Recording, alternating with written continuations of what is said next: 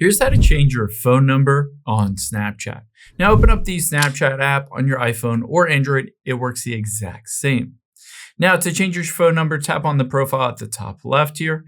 And next we'll get into your settings to change that phone number. But first, keep in mind you need a new phone number and you need to be able to receive text messages because they will ask for the verification code from that new phone number in addition to the password for your account. So make sure you have both of those. Tap on the gear icon at the top right and then mobile number.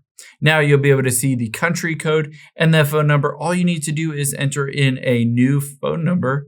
And then once you've done that, just hit the verify. Now, of course, enter in a correct, let's enter in 1 here and hit verify. Now it will send you a verification code. After it does send you a verification code and you get it, all you need to do from here is enter in the password. You can also choose to turn on whether other people can find you using that phone number within Snapchat or not.